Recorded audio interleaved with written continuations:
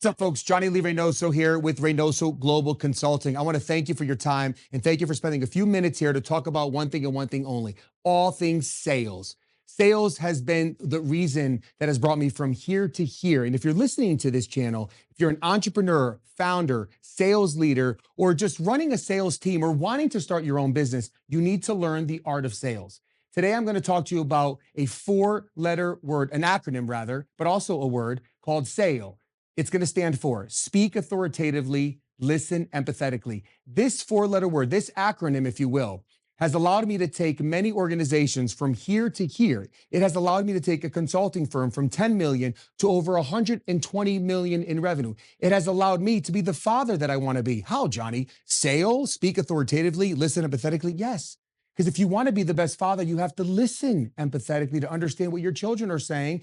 And also, you want to speak to them with authority so you could guide them down the path to success. Again, S.A.L.E has been the key to the success that I have been experiencing. And I'm excited to share with you where it came from, what it means to me, and how it can revolutionize your business and your life. Let's get started. So back in the day, I was sitting down trying to understand what I was going to do with my career. And I remember leaving the financial world and I got into the consulting world.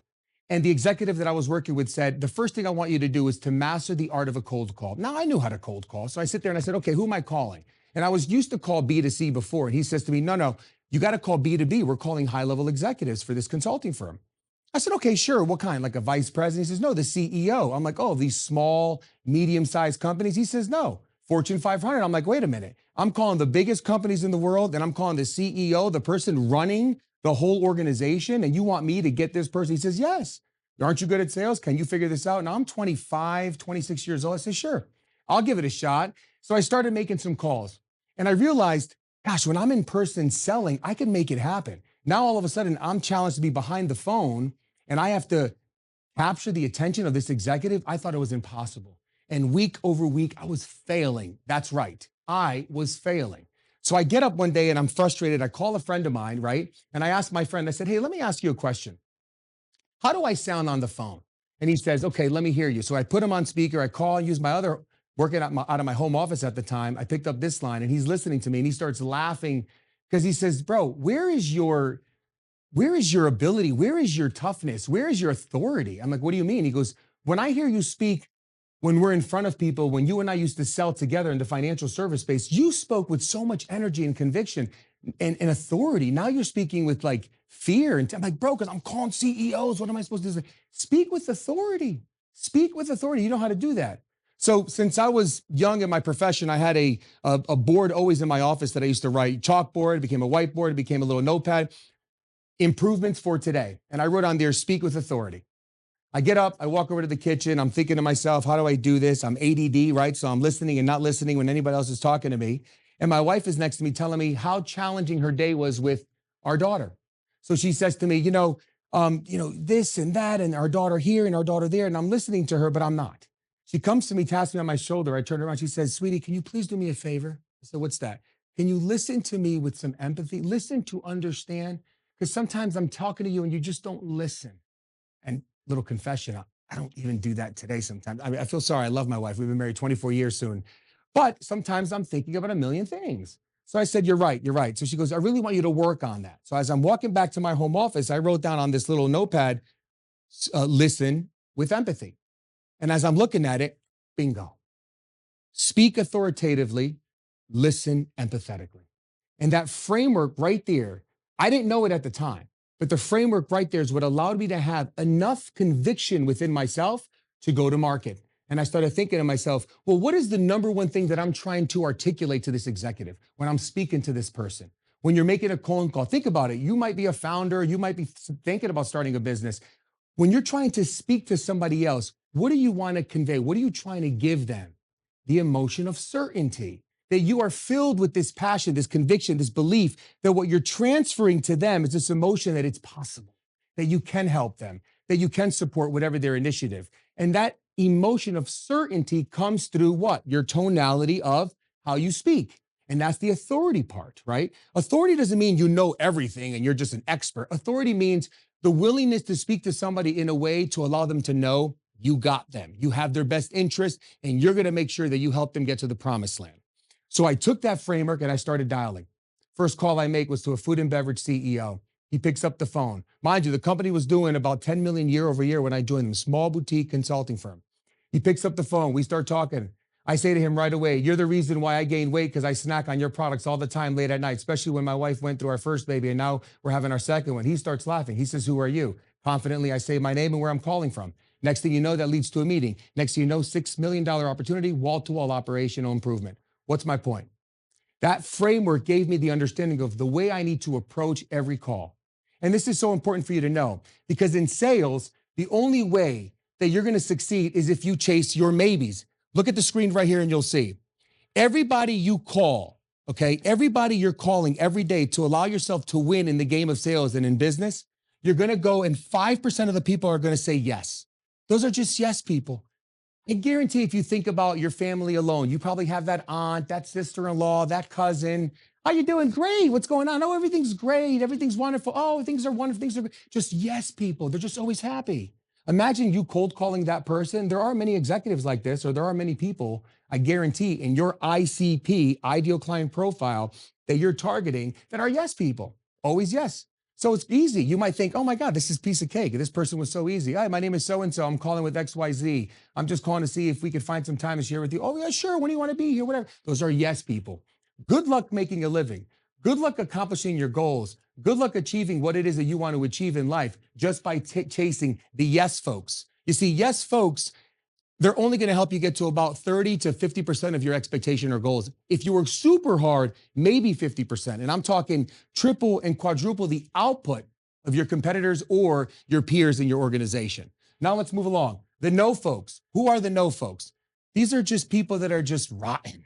The day, circumstantial, flat tire on the way to work. They're no, no, no, no, no, no. They found out I don't know, their spouse has an issue with them. Maybe they cheated on their spouse. Who knows, right? I don't know. Maybe their daughter got in trouble. Maybe the son got arrested for a DUI. Whatever it is, circumstantial no's. These are negative Nancy's. These are people who just want to say no all the time because whether it's the situation or they're negative people, but mainly they're circumstantial no's. So please, don't be one of those sales folks that identifies the no and then goes, oh, I'm tossing this lead away. Just file that person for next time because no stands for next opportunity. And that's the next opportunity that you have to win that person over again. Now, what do I want to talk to you today about is the maybes. The maybes are the folks that are going to help you get rich. The maybes are the folks that are going to help you accomplish your dreams. The maybes are the folks that are going to take your business from here to here. Here's why. Who's a maybe? Send me more information. You know, now's not the time, but if you call me in 2 months, we're already working with somebody else. We're already using software to solve that issue. No, we're not looking to hire anybody, but thank you for calling. Wait, how is that person still a maybe? Because they're super sweet, they're kind, and they're still allowing you to speak. The no's are, yeah, pal, I got to go. Sorry, bye. Yeah, no, I'm not interested. Got to go. Yep, no problem. Those are no's. Maybes are, they give you a chance to articulate your value. They give you a chance to share what it is that you're trying to share with them. And they're still cordially accepting what you're sharing with them. So your job is to convert those maybes. Now, how do you do that? Like I explained early on, you want to speak authoritatively and you want to listen empathetically. When you do that, and there are many videos that I'll be posting around this topic to give you the exact exercise and approach to how to win. But I want to leave you with this. When you speak with authority, when you speak with conviction, just know that that emotion of certainty is what allows them to understand there's something here. Couple pointers on how do you speak with authority, right? Number one, when you cold call somebody, don't start off the call with, how are you? Say, how have you been? That allows there to be some level of connection that says, do I know this person? I don't know if you heard of us before. In fact, you probably have given the work that we do in the industry. That's authority. That's allowing the person to understand you have done something in their space and they want to know what it is. Dr. Robert Cialdini has a great book called Influence. I think it's Influencer. Anyways, the book has 6 ways of knowing how to connect and how to influence a person and persuade a person. And of those 6 ways, one of the key ways is likability. And the likability is people want to do the same thing that other people like themselves are doing. So that's the idea of, you probably have heard of us before, given the work that we do in the industry. Think about that. Now that person might think, uh-oh, I should know this person, right? Again, those are ways of speaking with authority. Other ways of speaking with authority is asking critical questions. is knowing how to ask the person, well, help me understand. So currently you guys are doing this, this, and this. Can you unpack what that means when you say this? Unpack, share. Do you mind explaining to me so I can further understand? Those are all authority driven questions that you're guiding the person down the path to success. Because the key thing in sales is to lead the person from where you are to where you want them going. My firm belief is the definition of a sale is to drive the person in the direction that you so desire, not to sell something right away, to drive the person in the direction that you desire. Back to what I said about children. When I get my son to make his bed, I have to speak to him in an authoritative fashion. I listen to him in an empathetic fashion, and then I allow myself to get him to go and make his bed, not just, I'm your dad, go make your bed. That's not how it works. How do you guide him? Hey, Jonathan. Yes, Dad. Hey, great day this morning so far, huh? How was your night's sleep, by the way? Oh, it was good. Thank you for asking, Dad. How do you feel? Oh, I feel great. Awesome. You're going to have an awesome day at school today. I could just know. By the way, soccer practice is going to be super fun. You know you're going to have this and this drill that the coach said, right? Yes, I did. Fantastic. Hey, by the way, did you make your bed? You know how mom loves to see that bed made. Did you make your bed? You got to put a smile on her face. You see how I got him to listen to me. I spoke to him in an authoritative fashion, meaning that there was care, there was interest, there was conviction in my tone, right? I led him down the path of being happy and focused. Then I also said to him, hey, you mind going upstairs and making that bed for your mom real quick? Because you know she loves to see it made. Boom, I got him to go do what I need him to do. Folks, this is what it's all about, guiding the person down the path. Lastly, how do you listen empathetically? Listen for what they're saying. Allow them to speak in a way so that you're not cutting them off. Listen to understand. Don't listen to reply. If you listen to reply, you're just jabbing back at them. If you listen to understand, you're allowing yourself to walk side by side like friends and you're walking down the street together. Just imagine that visual between you and a friend, right? If it's face to face and it's argumentative, that's not going to work. Folks, many sales trainings out there will tell you this. You have to learn the art of overcoming objections. All right, how do you do that? You got a rebuttal. Rebuttal sounds like a tough word. What do you mean by rebuttal? Well, you have to be ready to know how do you share with them and one guy once said, how do you prove them wrong? Prove them wrong. Good luck proving somebody wrong. Good luck cold calling or calling a prospect, having a meeting and saying, oh, but I wouldn't do it that way. No, but you got to, oh, well, what you said, I understand, but this is the way. You're never going to prove yourself wrong to success. I've never seen somebody prove themselves wrong and become filthy rich in the art of sales by proving themselves wrong over and over again. The only way it works and the only way you can accomplish your goals is when you allow your prospect to understand that it's possible through the art of empathetically understanding what they're saying. So when somebody says, I'm already in the middle of something, I'm already working with a competitor, gosh, Steve, that's fantastic. How long have you been working with that competitor for? How long have you been working with them? It disarms them. Now, all of a sudden, they lose that tension of wanting to fight you back and hide from you, and they welcome you into the conversation. And that's a whole separate training called React, which I'm excited to break down for you. I'll give you a sneak peek. It stands for repeat, empathize, ask, close, and be thankful. More on that one. Guys, to recap, remember, when you're out there making cold calls, when you're door knocking, and when you're going to sales meetings, 5% of the people you talk to will always say yes. Don't consider yourself a winner in the art of sales. Consider yourself blessed because you know who a yes person is. If not, rewind this back and listen to what I shared with you. Number two, 20% of the people are going to be no, circumstantial no's, tough guys, tough gals. They just don't want to work with you because something happened that day. They're having a horrible day. Sometimes they just need a shoulder to lean on, right? And you got to be, again, grateful that you had the opportunity and empathetic to their situation. And 75% are going to be maybes. And the maybes are those who say, send me more information. Now's not the time. Call me next week. I don't think this is going to make sense. Those are all people that are giving you a chance to share with them your value. And you would now have to work on the art of knowing how to persuade them down the path that you desire, right? 75%. And how do you do that?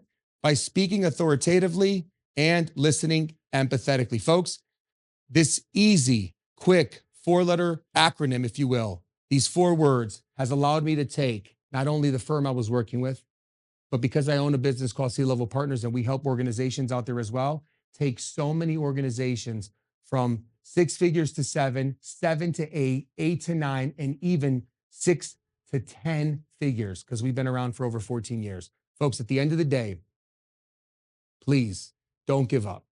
Just know that there are frameworks and there are keys to success because success leaves clues. And I'm so excited to work with you and share this story and share many more with you. Do me a favor, like, subscribe, and share with others. I look forward to next time.